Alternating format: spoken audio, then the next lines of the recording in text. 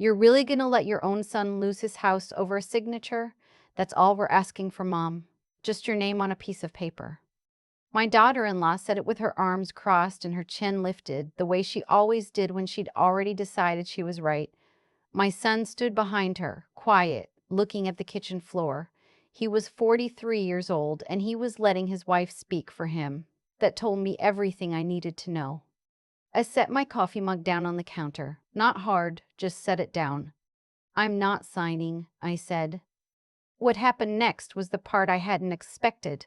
Not the argument. I braced for that. It was my son's voice, finally, low and flat, almost like he was reading from a script someone else had written. "Then maybe this arrangement isn't working out the way we thought it would." That arrangement was me living in their guest room for 7 months. Ever since I'd sold my house in Macon after my second knee surgery made the stairs impossible, I'd moved to be closer to them, to my grandchildren, to have family nearby. I was 71 years old, and I had thought that being needed meant being welcome. I was wrong about that. I didn't sleep well that night. I lay in the guest room with the ceiling fan turning slow overhead, listening to the house settle around me. My knee ached. The mattress was too soft. I'd mentioned it once and never again after the look my daughter-in-law gave me. Outside the window, the neighborhood was dark and still. I could hear my son and his wife talking in their room at the end of the hall. Low voices I couldn't make out, and I didn't try. Some things you're better off not knowing precisely. What I did know was this. I had $74,000 in a savings account. My late husband Arthur had been careful with money his whole life, and when he passed 6 years ago, he left me careful too. That account was the only thing standing between me and genuine uncertainty. My son wanted me to co-sign a home equity loan for $60,000 to cover his business debts, a landscaping company that had been bleeding money for 2 years. His wife had already been turned down by 2 lenders. They needed my credit score, my name, my security. If he defaulted, the debt became mine.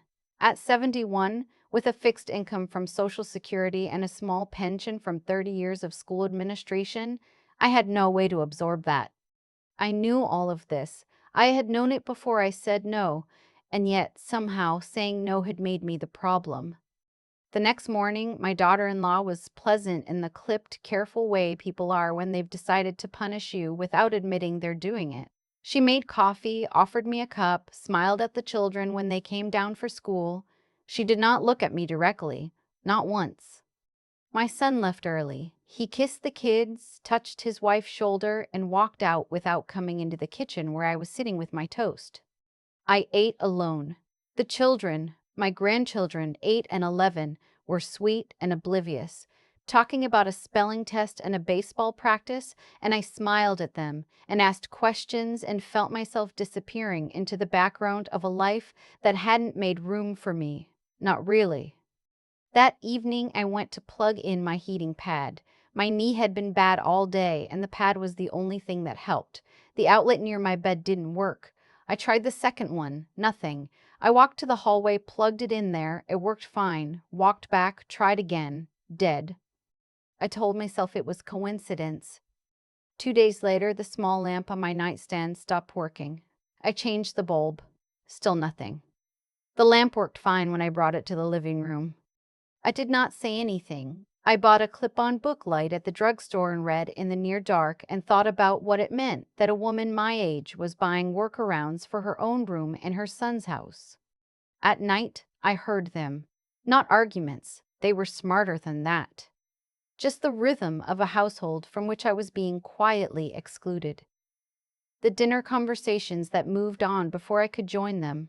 The weekend plans mentioned on Friday night, already settled. No space for a question like, "Would you like to come?"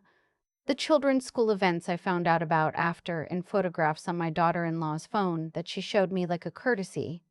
I took to walking after breakfast. Just to the end of the block and back, sometimes farther. The neighborhood was pleasant. Ranch houses with good lawns. The kind of street where people waved from driveways. On one of those walks, I passed a small community bulletin board outside the library and stopped to read it. Among the flyers for music lessons and lost cats, there was a handwritten card, One bedroom, ground floor, no stairs. Seniors welcome. Quiet building. Call Evelyn. I stood there for a long moment. Then I took a picture of it with my phone. That night, I called my friend Constance, who lives in Savannah and has known me since we were both young mothers at the same church. I told her what was happening, not the version I'd been telling myself, that it was a rough patch, that families go through adjustments, but the true version, the outlets, the lamp, the way my son no longer met my eyes. "Shirley," she said, "you already know what you need to do." She was right. I had known it for a while. I just hadn't been ready to say it out loud. The next morning, I called the number from the card. A woman named Evelyn answered on the second ring. Her voice was warm and unhurried. The apartment was still available, she said. Ground floor unit in a small building on Maywood Street, 8 minutes from a grocery store, a community garden out back that tenants were welcome to use, utilities included in rent. She could show it to me Thursday. Thursday was 3 days away. I thanked her and said I'd be there. I did not tell my son or my daughter-in-law. I told them I had a doctor's appointment Thursday morning, which was not entirely a lie. I did have one scheduled for the following week, and I simply said Thursday, without specifying. On Wednesday evening, I called my bank. I had spoken to the same branch manager, a careful man named Mr. Ashby, twice before. Once when Arthur died and I needed to restructure our accounts, and once when I added a small CD to protect against a roof repair. He remembered me. I explained my situation plainly. I was considering renting an apartment and needed to understand what I could draw from savings without penalty and whether I could set up automatic bill payment for rent and utilities. He walked me through it slowly, asked good questions, and at the end said, "Mrs. Tanner, your finances are in very solid shape. You've been conservative, and that gives you real options." I wrote everything down in the small notebook I kept in my purse. I thanked him and hung up and sat on the edge of the guest bed in the near dark and felt something I hadn't felt in months. Like a door was opening. The apartment on Maywood Street was small. I want to be honest about that. The living room was barely large enough for a love seat and a reading chair. The kitchen was a galley, narrow, efficient, everything within arm's reach. The bedroom could fit a queen bed and a dresser, and not much else. But the floors were clean hardwood. The windows were large and faced east, so the morning light came in full and honest, and the little porch off the living room looked out at a strip of garden where someone had planted black-eyed Susans along the fence. Evelyn walked me through it slowly, answered every question I had, and did not make me feel like she was waiting for me to make up my mind faster. She was in her late 60s herself, I guessed, with the kind of easy manner that comes from not needing to impress anyone. "Mostly women here," she said. "Couple of widows, a retired teacher. It's quiet. People look out for each other but don't meddle." She smiled. "There's a difference." "I know there is," I said. I filled out the application right there at the little kitchen table that came with the unit. When I handed it to her, she looked it over and nodded. "I'll run the credit check today. If everything's clear, and from what I'm seeing, it should be, you could have keys by end of the week." I drove home, my son's home, and went straight to my room and sat very still for a few minutes. Then I got up and began to make a list. I have always made lists. Arthur used to tease me about it, how I'd write things down that I'd already decided, as if I needed to see them in my own handwriting to make them real. He was right, that's exactly what it was. Call post office, change of address. Call Dr. Simmons, new address on file. Inform Medicare. Pack essentials first. Boxes, ask at grocery store. What to donate, what to keep. At the bottom I wrote, "Do not explain more than necessary." That last one wasn't bitterness. It was wisdom I'd earned slowly, across 7 decades of learning that over-explaining gives other people the opportunity to argue you out of your own decisions. That evening, my daughter-in-law made pot roast for dinner, and we sat around the table, the 4 of us plus the children, and talked about school and a neighbor's new dog and a movie the kids wanted to see that weekend. I helped clear the plates and loaded the dishwasher and said goodnight. I did not mention the apartment. I did not mention Thursday. I went to my room and began quietly going through the small things on my dresser, deciding what would come with me and what would not. The credit check cleared Friday morning. Evelyn called while I was at the grocery store.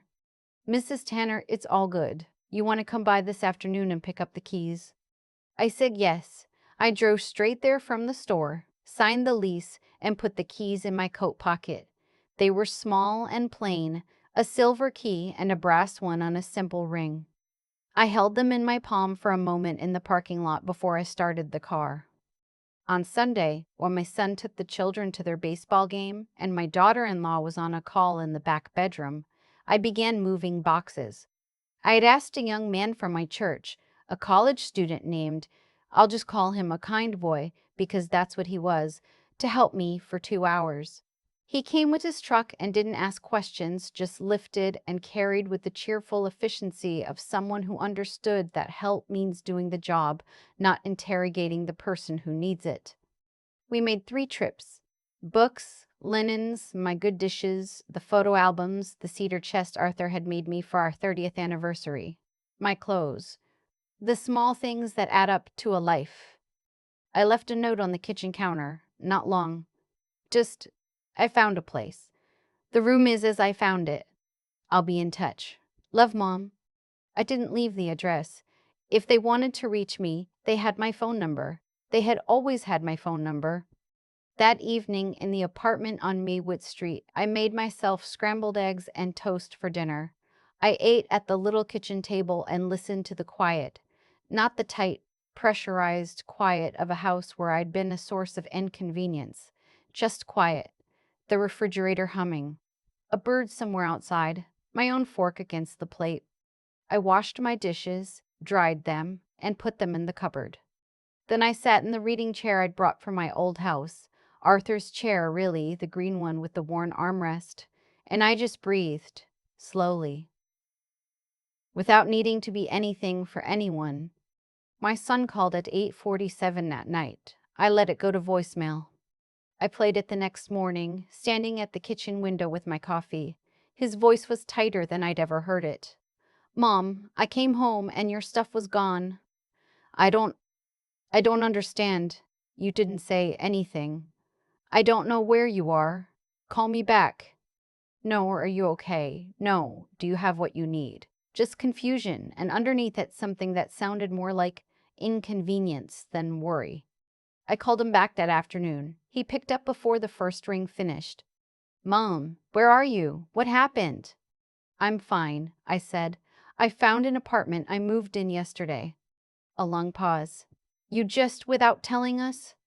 "I told you I was leaving. Not the date, not the address. I told you in the only way I knew how to tell you, and you weren't listening." "That's not fair." "Which part isn't fair?" I asked. I kept my voice even. I wasn't angry. I was clear, which is different. The part where I said no to a loan that would have put my financial security at risk? Or the part where the outlets in my room stopped working after I said it? Silence. "I know it wasn't an accident," I said, "and I think you know I know. I'm not calling to argue about it. I'm calling to tell you I'm safe and I'm well, and if you'd like to see me, you're welcome to call and ask. But I won't be coming back." He didn't say anything for a long moment. Then quietly, "Mom, I'm sorry." "I believe you," I said. "I'll talk to you soon." I hung up and went to water the small pot of herbs I put on the windowsill. Basil, because it grows fast and smells like something worth tending. My daughter-in-law did not call for 11 days. When she did, I almost didn't answer. I'm glad I did. Her voice was different than I'd expected. Not apologetic exactly. She was not a woman who apologized easily, and I respected that even when it frustrated me. But quieter, more careful. "I want to say something," she started, "and I want to say it right, so I'm going to read part of it."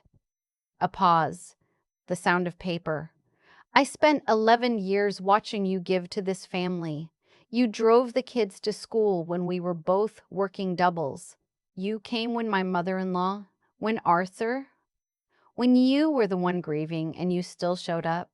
I told myself we were taking care of you when you moved in, but I think what I was actually doing was making you convenient.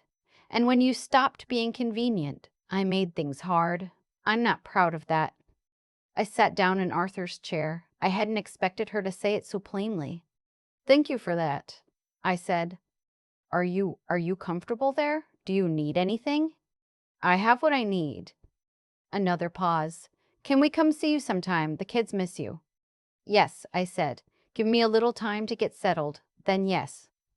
I meant it. I wasn't closing a door. I was just making sure that when people came through it, it would be because they wanted to see me, not because they wanted something from me. 3 weeks after I moved in, my granddaughter, the 11-year-old, the one who writes in a journal and cries at dog movies, slipped a card under my door when she and her brother came to visit with their father. It was handmade, blue construction paper folded in half, with a drawing of what I think was meant to be my apartment, including a small figure in a chair by a window. Inside, she had written, in her careful looping cursive, "Grandma, I like your new house. You look happier. I notice things too. Love." I put it on the refrigerator with a magnet shaped like a Georgia peach. I did notice in those first weeks how different mornings felt. I woke up early, habit, and made coffee and took it to the little porch and watched the light come up over the garden. Nobody needed me to be anywhere. Nobody required a version of me that was smaller or quieter or more accommodating than the actual one. I could leave dishes in the sink until I was ready to wash them. I could watch the evening news at whatever volume I liked. I could say out loud to no one in particular, "I think I'll have soup for dinner," and then have soup for dinner, and it was the most ordinary and remarkable thing. I joined a Tuesday morning walking group that met at the library. 4 women between 65 and 80 who walked 2 miles around the park and then had coffee at the diner on Clement Street. The woman who organized it, a retired nurse with a dry sense of humor, welcomed me the first week and never made me feel new after that. I also called my lawyer, a woman I'd worked with since Arthur's estate, reliable and sharp, and updated my will. Not out of anger, out of clarity. I had been meaning to do it for years, kept putting it off because the conversation felt difficult. It wasn't difficult once I sat down to do it. I was precise about what I wanted. A portion to each of my grandchildren in trust until they turned 25, with the condition that they completed some form of continuing education, college, trade school, a certification program, anything that represented a deliberate step forward. A donation to the literacy program at the public library where I'd volunteered for 12 years. A smaller gift to my church's emergency fund, the one that helped families cover a month's rent when things went sideways. My lawyer nodded through all of it and said, "You seem at peace with this." I told her I was. On a Wednesday afternoon, about 2 months in, my son came alone. No wife, no kids, just him, standing at my door with a paper bag from the bakery 2 blocks over. He'd found the place himself. I had eventually given him the address on a Sunday phone call when it became clear that the calls were becoming something real again, not just obligation. He sat across from me at the kitchen table, and we ate the lemon squares he'd brought, and we talked. Not about the loan, not about the outlets or the lamp or the night I moved out. We talked about his father, a little, about a fishing trip the two of them had taken when my son was maybe 16, and how Arthur had laughed so hard at something he dropped his rod in the water, and neither of them could remember what had been so funny, only that it had been. We talked about the kids, about how fast they were growing, about how my son sometimes looked at them and felt the specific vertigo of time passing too fast. At some point, he said, "I became someone I didn't like for a while there." I nodded. I didn't contradict it, and I didn't rush to comfort it. I let it be true for a moment. "The business is closing," he said. "It was already done. The loan wouldn't have saved it." I think I knew that, and I was scared, and I wanted someone to hold the weight with me. "I understand that," I said, "but that someone couldn't be me, not like that." "I know." He looked at his hands. "I know that now." We sat for a while longer. When he left, he hugged me in the doorway, and it was the hug of a man who was trying, which is not the same as the hug of a man who has it figured out, but it was real. I watched him walk down the front path from the porch. He turned once and raised a hand. I raised mine back. Inside, I washed the plates, put the leftover lemon square in the refrigerator for later, and sat down with my book. The afternoon light came through the east window at a low angle this time of year, cutting across the floor in a long stripe. My knee ached, dully, the way it always would. The basil on the windowsill needed water. The reading chair's armrest was almost completely worn through now, and I'd need to decide soon whether to reupholster it or replace it. And I thought probably I'd reupholster it because it had been Arthur's. And some things you keep not because they're perfect, but because they hold something you don't want to lose. I opened my book. The light moved slowly across the floor. No one was going to come in and turn it off. A few months ago, if you told me that losing a room in my son's house would lead me here, to this chair, to this light, to mornings that belonged entirely to me, I'm not sure I would have believed you. I'd spent so many years being useful that I'd confused usefulness with belonging. I thought that as long as I was needed, I was wanted. I thought that saying yes was the same as being loved. It isn't. And knowing the difference finally at 71 is not a small thing. It is not too late a thing. It is, in fact, exactly on time. If you are sitting somewhere right now and reading this, and some part of it sounds like your life, if you have been making yourself smaller to fit inside a space that was never really made for you, if your yes has become the price of your welcome, I want you to hear this clearly. You don't owe anyone your security. You don't owe anyone your peace.